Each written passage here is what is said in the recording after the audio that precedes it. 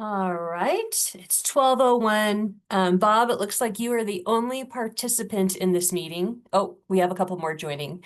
So let's maybe give it one more minute and then we'll let all the attendees jump on and then we'll start the meeting.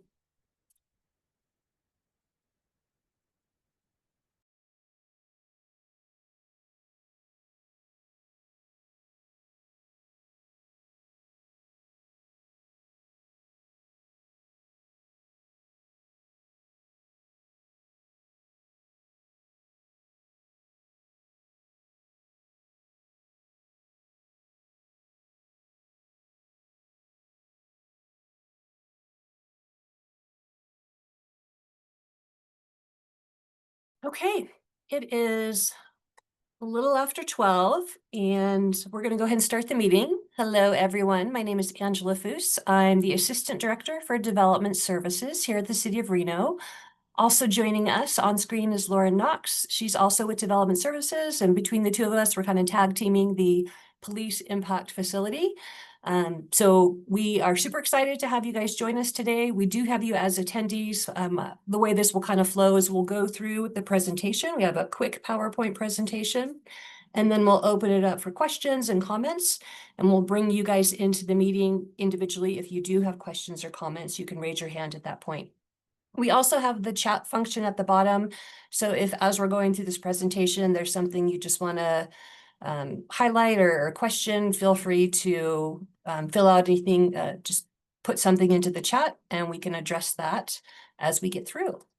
Okay, so I am going to share my screen.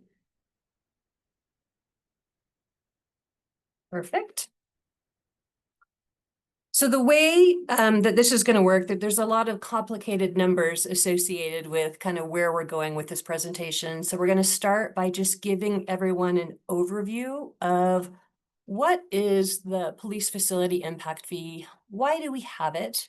What does it pay for? And how long do we have to keep paying it?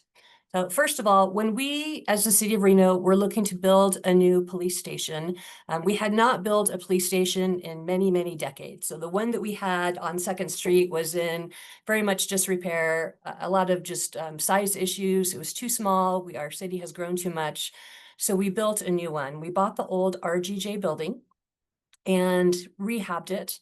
And I will say when we first bought the RGJ building, we didn't quite know, I would say, the cost of what it was going to be to actually rehab it to what we needed.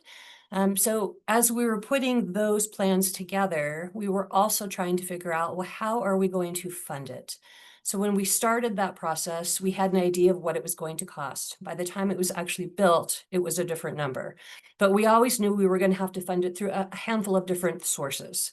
So initially, like I said, when we put this plan together to build the police station, one of the ways that we were going to fund it was through an impact fee. The great thing about impact fees is it is a fee that you pay one time and you pay it at the time of development. So it's not something that every homeowner pays, monthly or yearly. It's a one-time fee that's done at the time of construction of a new development. It is regulated by state law or NRS. So there's things that are outside of our purview, outside of our control, because it's something that state law regulates. We wanted to give everyone an overview of how the police station is paid for. So there's a number of different ways that we have money set aside to pay for it. The biggest one is cash and bonds. The total cost of that police station was $75 million. So a big portion of that came from cash, the general fund money that the City of Reno had. That was about $33 million. So that was, again, a significant chunk of money. And we had some grant money. We had some ARPA money, which is basically the COVID money. We had a capital tax fund, and a big one too is this bond. The bond covered about $31 million. And that bond is something that the city pays over the next 30 years. So that's a huge chunk of how this police station was funded. And then again, a small component of that was the police facility impact fees. Now, the impact fees is a set number, and it was based on a $13 million total amount that we can collect. So once we collect that $13 million, we're done collecting, and there's no more that can be collected. So once we hit that $13 million, no more will be collected, and we'll stop charging when we collect those impact fees.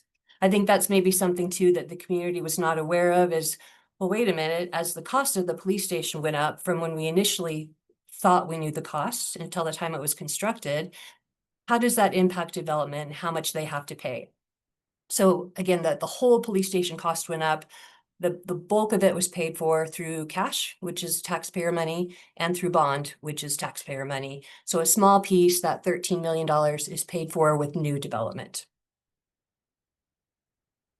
As part of an impact fee, state law requires that we review how fast we're collecting fees and if we're on target to continue collecting fees in a certain time frame. And again, it wasn't always intended to be like, oh, this is how much we're going to collect. We have a 10-year window and we're guaranteed to get that money. It's not. The challenge with impact fees is that they are paid based on how many building permits we get and the value of those, the valuation of those building permits. So for instance, if we get a lot of building permits, but they're small, maybe they're for a fence or a water heater, that doesn't bring in a high value. So we're not getting a lot of impact fees from that. And you know, when people think, oh gosh, we're still bringing in a lot of building permits, it's the type of building permits that matters. So we're going to look at kind of trends over the last 5 years that we've been collecting these fees, both in the types of permits and the valuation of those permits, and then the overall number of those permits. Generally speaking, our goal, again, we use this money collected every year, these impact fee dollars. We use that to help us pay down our bond. And that is our $31 million bond that we're paying off over the next 30 years. So every year the city has to pay that bond, and we pay about $3.6 million to pay off that bond. Very small piece of that comes from the impact fees. So just to give you an idea of the numbers, again, every year we use general funds to pay down that bond, that $3.6 million. Of that, about $342,000, so less than $500,000, far less than $500,000, every year is what we take from the police impact fee money and put it towards that bond. Over the last 5 years, we've brought in just a little over, it's about $2.1 million. And so that's not a whole lot of money. Again, our goal at the end of the day is we have to get to 13 million. And in the 5 years that we've been doing this, we've raised about 2.1 million. Here's some of the trends that we're going to share. We started collecting this money in the 2020 timeframe. It was at the very end of 2019 that these fees were adopted. So that the very end of 2019, we barely collected any, but it was the very end. It was just the last month or so of the fiscal year. Our two biggest years, ironically, were COVID and right after COVID. We saw just some crazy numbers in development, when I think a big part of that was the industrial development really spiked, and then residential really spiked. So during COVID, a lot of us were at home or working remotely, but development was actually booming in terms of building permits were coming in. So for the first 2 years of COVID, we saw a lot of money coming in through those impact fees, and that was closer to $500,000 a year. The last 3 years, however, we've been trending down. So again, these fees are specific to how much money have we brought in on a yearly basis for the police impact fees. We can also look at building permit activity in terms of number of building permits. As we can see during those COVID years, again, fairly good numbers for building permits. And then they've just kind of slowly started to go down. We're not seeing significant decreases in the number of building permits, but it's not trending at an uphill number. It's more slowing down, and it's continuing to trend slowing down. And then when we talked about the valuation, you know, when we had those really good years, that's when we saw a lot of the big industrial development. So they brought in a lot of police facility impact fees because they were valued as big projects. We also saw quite a few big student housing projects, and those brought in a lot of money as well, just because they were so much bigger than we'd seen in quite some time. But in terms of just building permit valuation, that is continuing to trend down, just kind of coming out of that COVID. And this graph kind of really helps to show you that, you know, we're not going up. I would say we're kind of plateaued. We're probably in a good space. And here's kind of the numbers we should probably anticipate seeing, probably for the next couple years. I think the crystal ball is always, well, what's going to happen just politically at the federal level, and how is some of those impacts going to change our trends? We don't know what interest rates are going to look like. We don't know what tariffs are going to look like, or the impacts to tariffs and interest rates on development. So there's a lot of unknown, and that's okay, because NRS requires that we go back and we review these trends and these numbers on a regular basis. It gives us the flexibility to say, what we're charging is not set in stone, and it was never intended to be set in stone. It was always intended to be, let's continue to look at it and monitor it. And if the economy changes and our needs change, we need to either raise or lower how we charge those impact fees. So we wanted to give everyone examples of what we charge. When we first put these fees together, we didn't have a ton of opposition. And I think that was because these fees are pretty nominal. I mean, any fee that's charged at the time of building permit is always an added expense that the developer has to anticipate. So that's not saying that fees are a good thing. But I think one of the reasons we were able to get the development community to not necessarily oppose this police impact fee was because they were pretty small in terms of the charge. So a single family house, every single family house that's newly constructed, it's $125 per house. Yes, it's a fee. It's just not a huge significant fee. Every apartment unit that comes in, they pay $100 per unit. And again, this isn't all the fees. These are just the typical ones that we see more so. So warehouse, office, hotel, restaurant. Again, just to give you a general idea, if you're going to build a 1 million square foot warehouse, we charge $29 per every 1,000 square feet. So that's what is in place today and has been in place for the last 5 years. Where we're at now is we are at the point where we need to go back and evaluate the trends, kind of anticipate what is this going to look like for the next couple of years, and do we need to make changes? Per the way these fees were set up, it was anticipated that we would be able to raise that $13 million within a 10-year window. So right now we are on schedule. We cannot go past 10 years. So we have a couple options. If we want to extend past 10 years, we just need to make some changes. We need to get that approved. It does require a change to our zoning code. Not the end of the world. That's a process we would just have to go through. If we don't want to extend past 10 years, then we need to significantly increase the money, the amount that we're charging.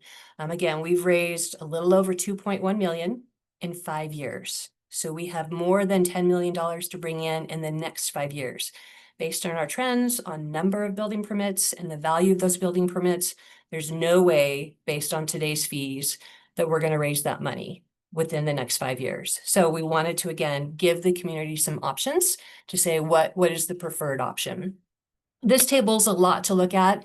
It is on our website as well. So don't feel that you have to screenshot this with your phone to try and go back and look at it later. All of this is easily accessible on our website if you want to take some time to look at it. But we've put together 4 options, and they're all based on different timelines. So option number 1 is we maintain that window of 10 years. So again, we're 5 years in. So that one would expire in 2030. That's in the next 5 years. If we were to do that, here is the increase in the fees that we would have to charge. And we'll be reviewing these probably on an annual basis at this point.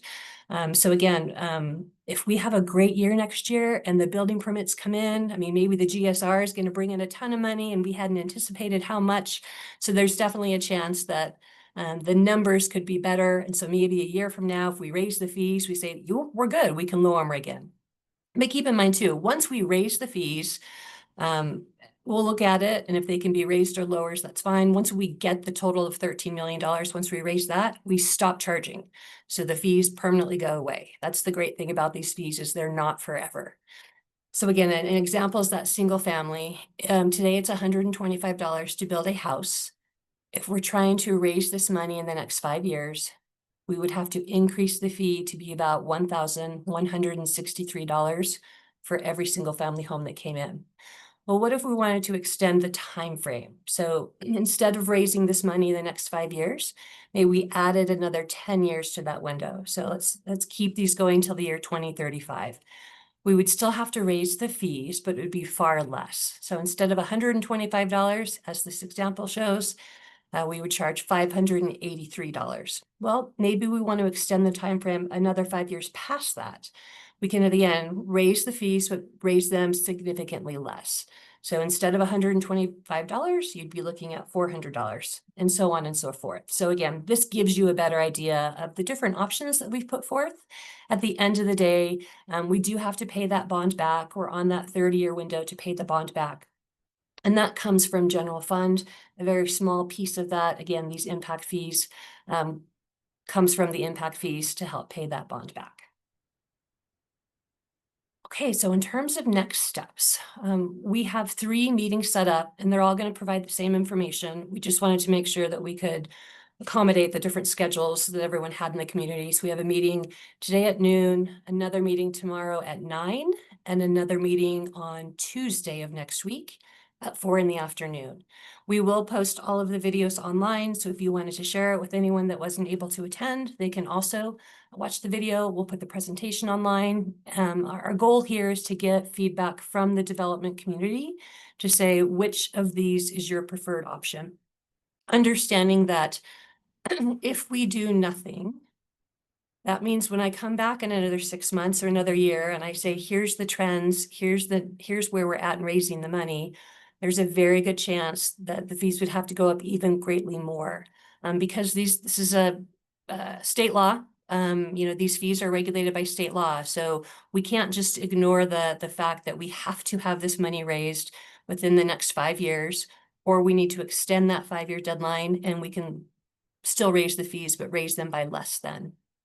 So that's where we're at. We'll take your feedback and we'll go to City Council and we'll say, here's the preferred option. And then we'll get direction from them on how they want to move forward. This does require a separate process. It's called a business impact statement. Something new, again, impact fees now have to go through a business impact statement. That's a new requirement of state law. So that will just add on another month or 2 or 3 to this timeline. But at the end of the day, this is kind of the critical point where we need your feedback so that we can present something to council and give them direction on where the development community wants to go. Okay. So with that, I am going to go back to the chart. This is probably the most important slide of the presentation, and I'm going to keep that up, but we're going to open it up to questions from the group. And Lauren kind of has access, so if you want to wave your virtual hand, she can move you in and then you can talk. Also, just so that everyone knows, I did put in the chat function, I put a survey link to the police facility impact fee survey. So if you want to take that survey, that would be very helpful as well. It is in the chat link. Perfect. Yep. I forgot to mention that. We do have a survey on our website in that chat link, so feel free to fill it out. Again, share that with your coworkers or anyone in the development community that would be of interest, and we can get that feedback in an actual format that's in a survey that helps us to share that back with council. All right, Robert Listener, I have you unmuted on my end. You should be able to unmute and talk. Thank you for reaching out. Allow me to compliment your department again on how well you let us know in the business what you're up to, good or bad. And I only have one comment at this time. Many years ago, RTC was proposing a very large rate hike, and it was not well received. What we ended up with, we suggested that they go for a lower rate hike and index it for inflation. They did that, and I think everybody walked away happy. So I'm going to suggest to you that on some of these longer options, on the longer options, that you consider indexing the fee for inflation as it moves forward. And I think that that's a little more complicated spreadsheet, but I think it might make things look a little better for all of us. Yeah. I will say that that did get brought up in the past, and according to our attorneys, state law does not allow the police impact fees to do the annual inflation adjustments. All right. And that may have more to do with, we have a sunset. This isn't a fee that's forever. where regional road impact fees, they're charged indefinitely forever. So that may be the reason why. Okay. Okay. So beyond that, I like that input. Bob, from your perspective, if we keep, again, kind of keep on track to stay within the next 5 years to have this paid off or the impact fees collected, we have to significantly raise fees today. Do you have a preference going kind of that option versus let's maybe slow the pain, and extend the timeline that we're collecting fees?